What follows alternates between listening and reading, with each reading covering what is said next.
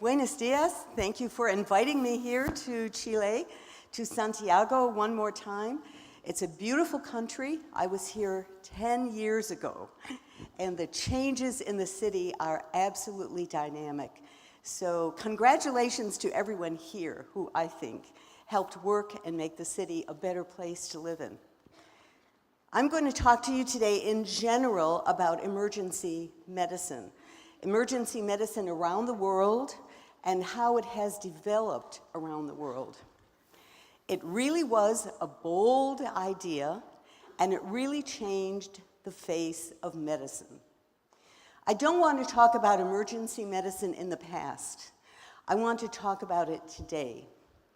We are the only population-based specialty. We are a system of care, and we are a unique clinical practice.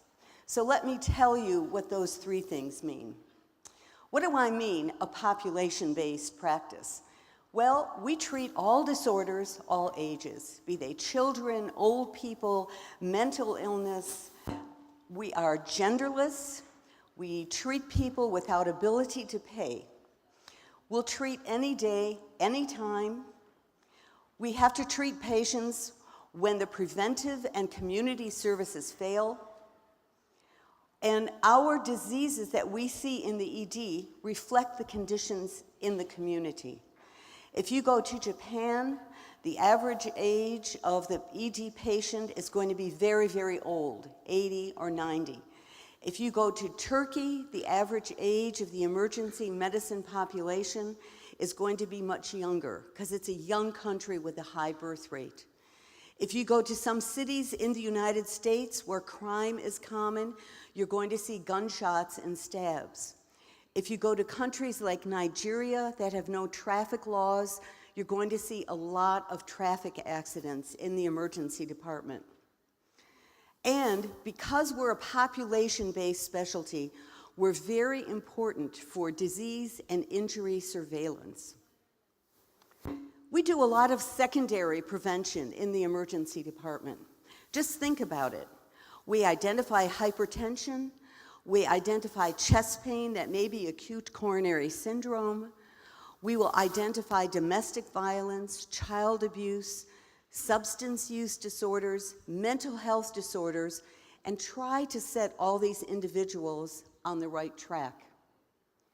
I guess for a system of care, we try to give the right patient, the right treatment, the right doctor at the right time.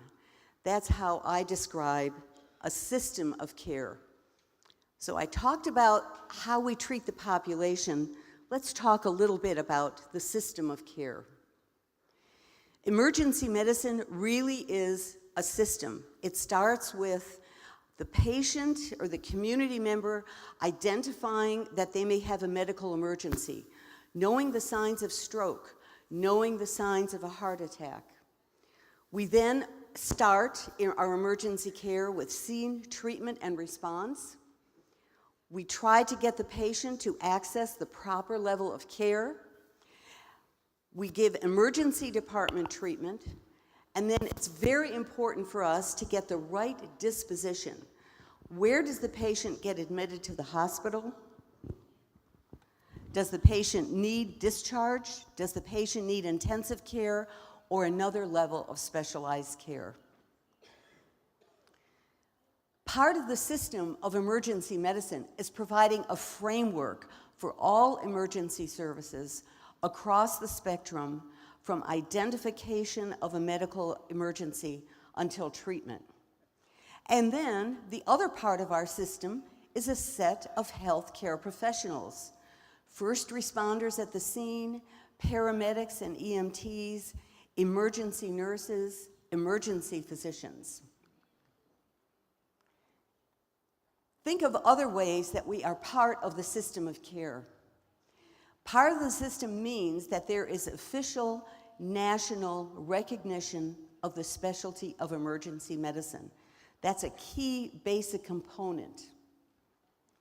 And then there are many ways in which emergency medicine and emergency departments interact with local, state, and national emergency services. Just think about it.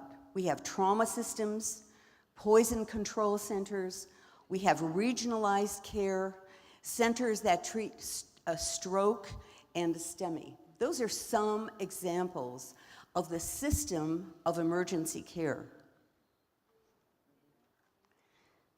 Look at other aspects of how we are a system. Hospitals, medical schools, and community colleges train paramedics, they train EMTs, they sponsor and pay for emergency medicine residents. Medical schools require emergency medicine rotations for medical students. And hospitals, of course, are part of the system because they provide the resources we need for proper care. Remember, the right patient, the right treatment, the right time. There's no point into having automatic external defibrillators in the community if you don't have a hospital with a cath lab that's available 24/7. So every bit of our healthcare system works with emergency services as part of its own system. Something that has been ignored or perhaps not realized is that emergency medicine is part of the continuum of care. For too long, we've been recognized as, okay, care just in the ED. Well, we're part of the system of care, and what happens before emergency department care, during care, and after care is very important. Emergency medicine is not just a safety net. It is part of the continuum of care. And if we're viewed as only a safety net, it's easy to forget when money is allocated for emergency services. Let me explain a little bit about how we're the continuum of care. If you are interested in geriatric emergency medicine, you may be aware of several publications now that are describing how an older person, a geriatric person, who visits the emergency department and then is discharged is really at risk for continual functional decline over the next 6 months. That's very important because it means that the emergency department contact is an important time to influence the kind of care, the rehabilitation, additional supportive care that a geriatric patient will need after the emergency department visit. We see the same issues in terms of the continuum of care of patients with chest pain. If they don't have an acute cardiac condition requiring admission, they still need follow-up after the emergency department. So we're part of the continuum of care. So those are two kinds of terms that describe what emergency medicine is now: a population-based specialty and a system of care. I think you ask every emergency physician, what is it that makes us an ER doc? It's because we have a unique clinical practice. A routine illness we have to take care of, a minor illness, a trivial chief complaint, and then critical illness. There isn't any other specialty that really cares for the gamut of all of those conditions. And yet emergency medicine is also getting sophisticated and specialized. Things like neurointensive care, toxicology, pediatric emergency care, and geriatric emergency care are helping us focus care for these particular groups of patients. We're the only group that sees multiple patients simultaneously. Now think about your last visit to your primary care doctor or to your obstetrician or gynecologist. How many people are in the office at the same time? You, the patient, and the doctor. Yet in the emergency department, there are many, many patients that we have to treat at the same time. Imagine if you're having an operation. How many people is the surgeon operating on at one time? One, you. So that identifies or really demonstrates some of the differences between emergency care, where everything is unscheduled. We're also an integrative specialty, and that has led to a lot of confusion. Well, what exactly does emergency medicine do? Well, we look at the patient, all of the complaints, sort of put them together, and then try to make sure that we integrate care, if it's needed, among other specialists. And finally, we're a management specialty. We look at big data, we look at small data, and try to use that information to manage all of the patients that we see simultaneously.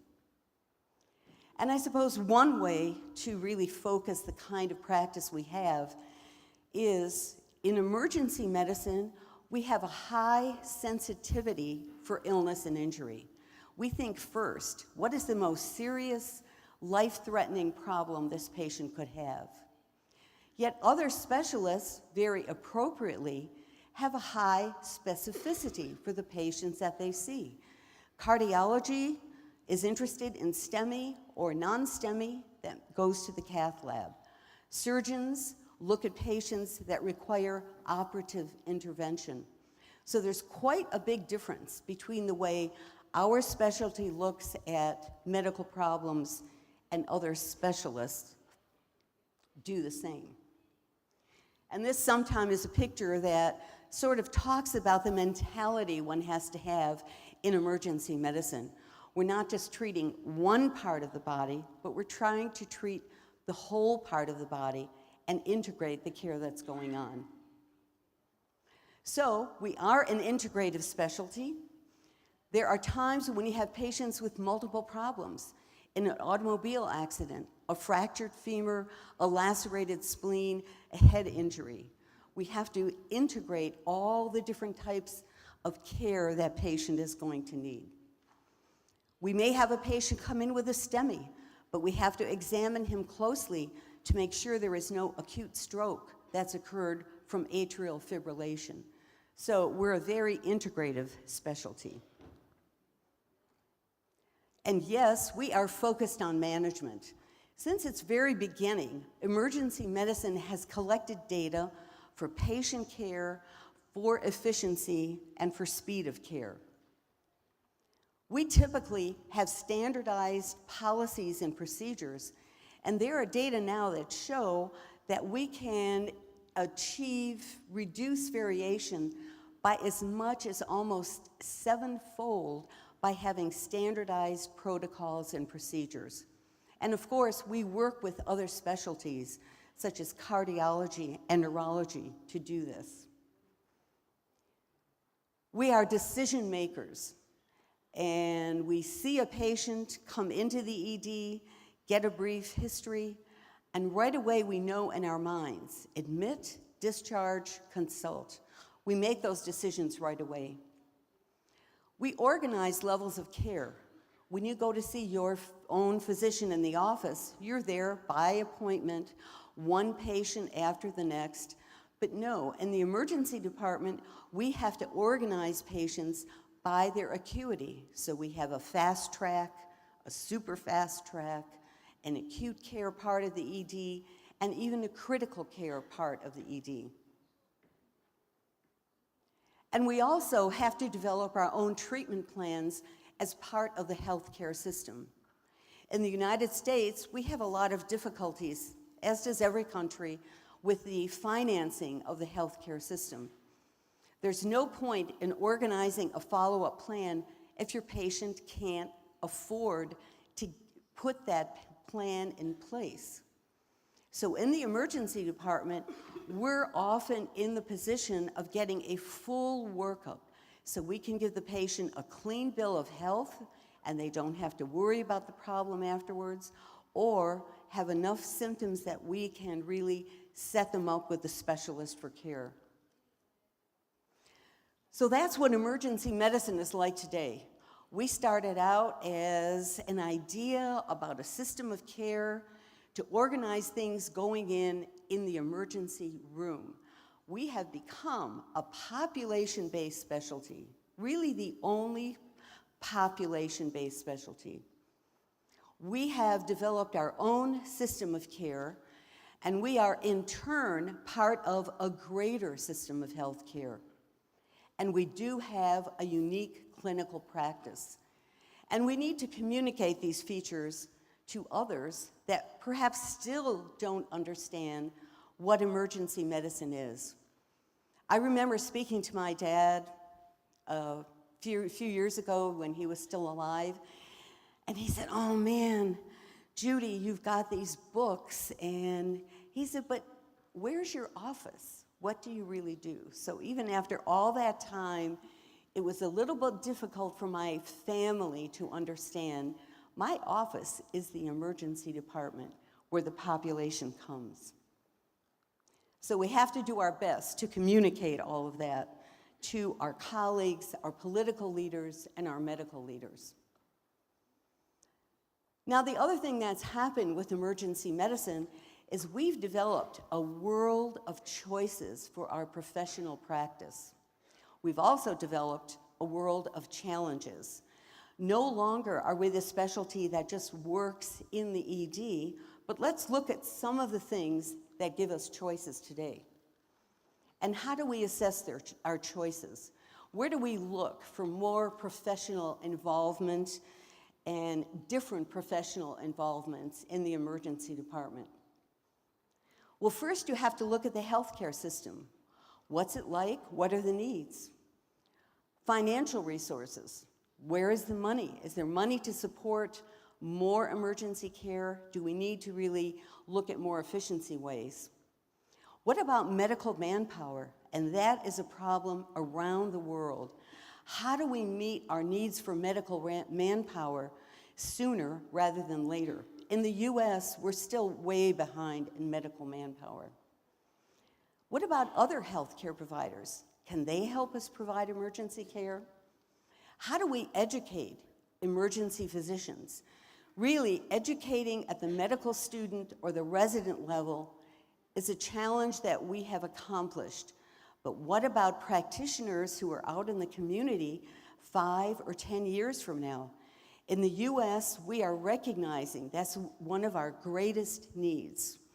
This is why the American Board of Emergency Medicine requires 10-year certification, and they are now developing a process where the certification time is going to be shorter and shorter. I don't know what it will be, either 3 or 5 years, I think, to really take into account the fast changes in medicine. And then, finally, what are professional opportunities that are available to us outside of the emergency department? Well, in terms of the healthcare system, it's so important for emergency medicine to continue to sit at the table at all levels of our healthcare system. And how are some ways that we can do this? Well, we can coordinate with community-based resources. More and more countries are realizing that it's the emergency department is the gateway to primary care.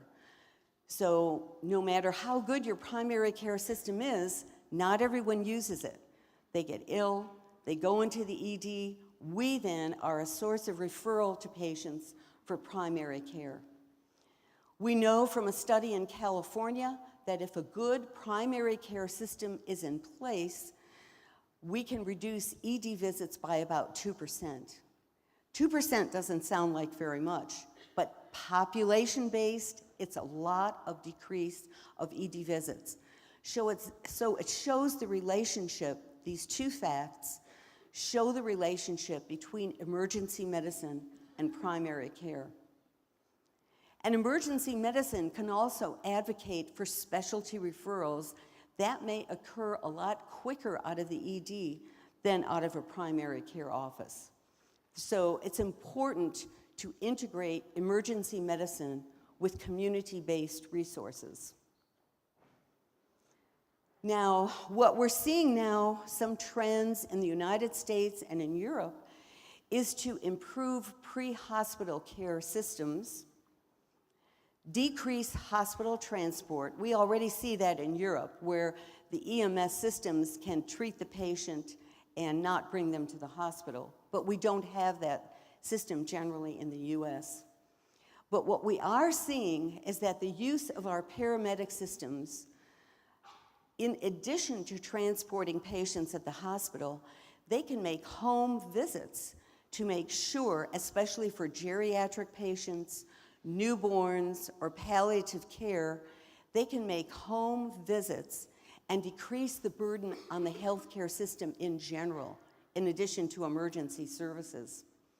And one particular study, which was done by a group out of North Carolina and Texas, showed that if you have paramedic nurse home visits, you can decrease ED visits by 20% and hospitalizations by 40%. This was a very rigorous study, and it would be so good to see those kinds of data reproduced in other systems.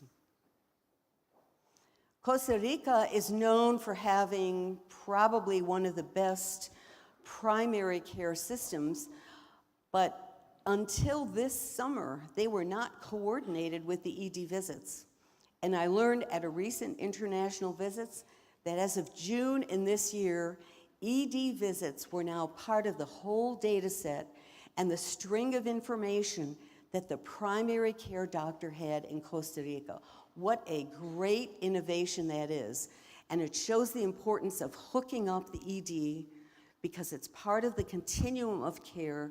It has to be hooked up with the primary care doctor. There are ways, in terms of looking at the healthcare system, there are ways that emergency medicine can work to improve regional healthcare.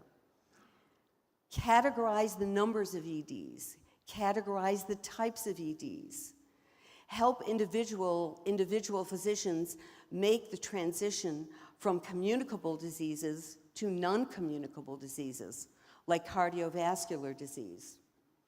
We can help set up systems for the regionalization of care with other specialists. We can reduce variations in systems of care and save money. In terms of looking at financial resources, the big myth is emergency departments take money, they waste money, they don't save money. That just is not true, and we need some more studies to look at the economics of the efficient delivery of ED care. More studies, for example, like the ones where paramedics do home visits. And even in the US, in which emergency care is always in the headlines, way too expensive, we're only 3% of healthcare financial utilization. And let's not kid anybody, clinics cannot provide 24/7 care. Many people work afternoon shifts, midnight shifts. They can't take time off to see a physician during regular clinic hours. But an ED can decrease hospital costs because an efficient ED will make sure there are only necessary admissions.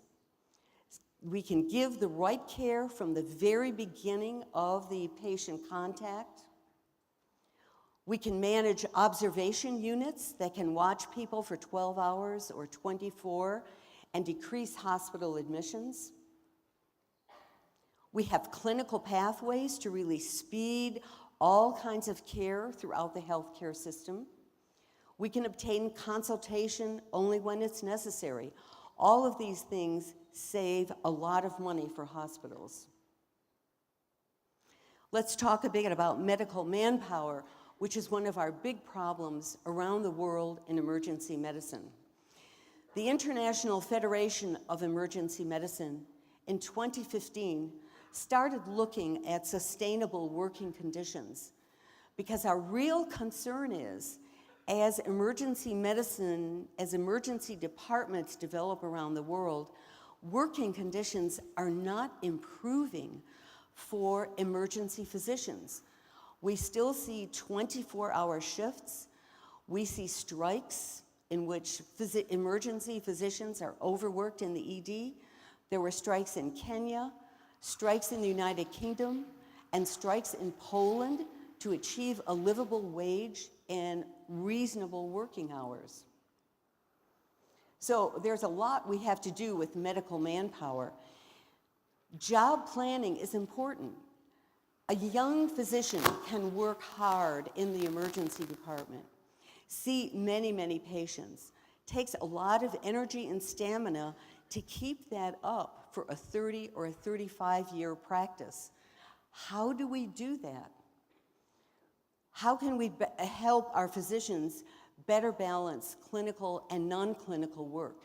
If we don't take care of that now, we're going to see we're going to see no improvement in the number of emergency physicians as time progresses, because they may leave the specialty or go into administration and no longer be able to work the difficult shifts that we do. So we have to fix all of these things. We need to think of how to provide support for fragile healthcare systems, rural systems, systems that are very remote, that don't have all the resources that tertiary care has.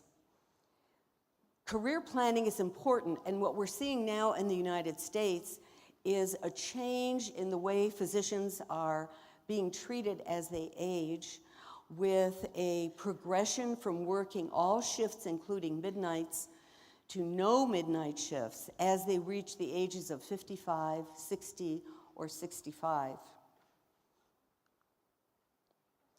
What about medical manpower? We know now that you don't have to be a full-fledged physician to provide good emergency care.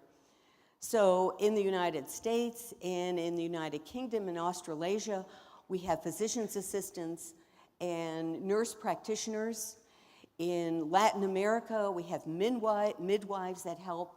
That's not a new idea. And we have lay healthcare workers that are being trained throughout the world to help provide emergency care.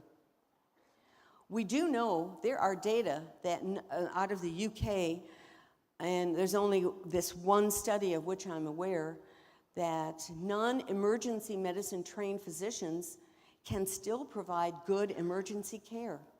In the US, family physicians are still providing 50% of the rural health care in the US. So what does that call for? That calls for more education. We can develop hybrid educational models. For the University of Celaya in Mexico, we developed a one-week boot camp for their graduating medical students, so that when they left the medical school, they would have at least a basic idea of emergency concepts. Another colleague of mine in Mexico has developed a certificate program for non-emergency physicians who work in the ED, and this is through the university in Zacatecas. And we can provide better educational resources, mostly web-based and through the use of apps. Now, there are a lot of professional opportunities that we shouldn't neglect for us as emergency physicians. Healthcare system leadership. Who is better than an emergency physician who treats populations, knows data, and knows management to help run healthcare systems? We've developed emergency care fellowships. We've seen a growth in emergency physicians that get advanced degrees to get them ready for bigger positions. And that'll be hospital direction and EMS direction. There are tons of business opportunities that I've seen develop around the world, from developing observation units, freestanding EDs, urgent care centers, smartphone apps, web-based apps. Think of these things as your career starts maturing and progressing. I think my end point is, all countries need a system of emergency care, and they need emergency physicians. But emergency physicians need to be the leaders of a system, and not every area can possibly have a system the way it's developed in the US and the UK. We should be part of system goals. And we need to develop hybrid systems with hybrid educational methods for everyone who we know is going to be needed to provide emergency care. So in fact, emergency medicine really was a bold idea. And it really did change the face of medical care. And we do have great expectations for the future. Everybody here who's an emergency physician has a lifetime career of really great and satisfying work to look forward to in our specialty. Thank you very much.